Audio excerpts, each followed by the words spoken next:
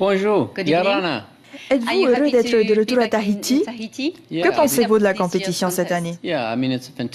Tahiti est une île fantastique. Je viens ici depuis 18 ans maintenant et c'est vraiment un endroit spécial, pas seulement pour moi, mais pour tous les surfeurs. La vague de Teahupo'o est emblématique. Tous les surfeurs qui font de la compétition veulent gagner un trophée à Teahupo'o. Pour la première fois, on parle cette année de la Tahiti Pro Teahupo'o. Que va-t-il se passer les prochaines années? Vous avez rencontré le président Fritsch, vous avez parlé de l'aide publique. Attendez-vous plus d'aide de la part du gouvernement? Est-ce qu'il y aura une autre Tahiti Pro l'an prochain? Tahiti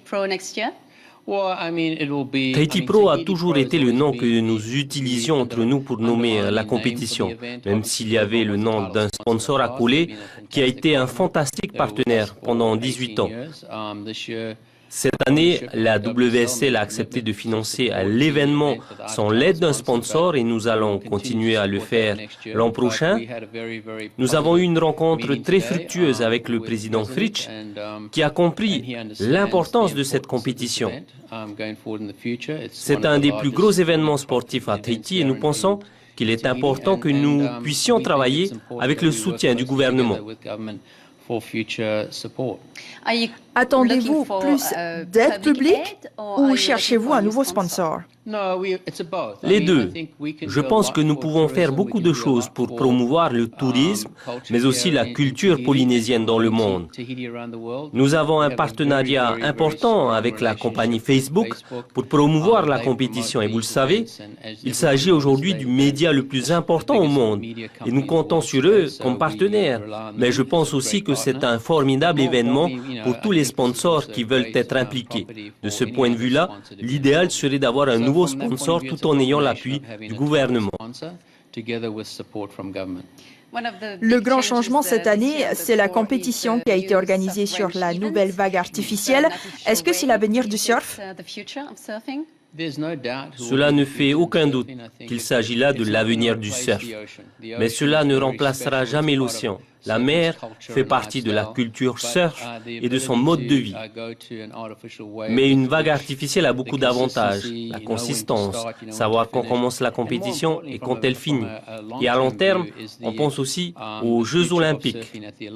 Le surf va faire son apparition aux Jeux Olympiques de Tokyo en 2020. Et dans certains endroits dans le monde, le seul moyen de pouvoir organiser une compétition de surf, ce sera grâce à une vague artificielle. Ce ne sera pas sur une vague artificielle à Tokyo en 2020? Pour le moment, non, mais nous travaillons de concert avec le CIO pour les JO de 2020. Il y a une toute petite chance, mais pour le moment, nous faisons en sorte d'avoir la meilleure compétition possible pour les Jeux Olympiques. Une dernière question. Qui pourrait, selon vous, remporter la compétition cette année? C'est intéressant car cela va dépendre des conditions météo. Si les vagues sont entre 3 ou 4 mètres, je pense qu'il peut y avoir différents scénarios.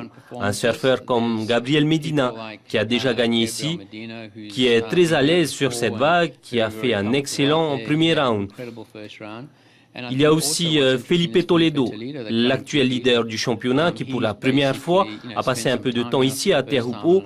Il semble très à l'aise. Il y a aussi les surfeurs locaux qui sont très à l'aise sur les vagues de récifs et à Teahupo'o en particulier. Mais compte tenu du premier round, je dirais que Gabriel Medina est le favori. Et Michel Bourez? Michel Bourez a toujours été très à l'aise ici, mais il doit d'abord passer les quarts de finale, car il n'a jamais franchi les quarts ici à Teahupo'o. Ce serait fantastique pour tous les Tahitiens, mais aussi pour nous, la WSL, s'il l'emportait ici. Ce serait un incroyable accomplissement s'il arrive jusqu'en finale et parvient à remporter la compétition. Thank you very much, Graham Stapleberg. Je rappelle que vous êtes donc l'un des dirigeants de la WSL, la World Surf League. Et la compétition, la Tahiti Pro Teahupo'o, est à suivre tout au long de la semaine jusqu'à la fin de la compétition sur la première.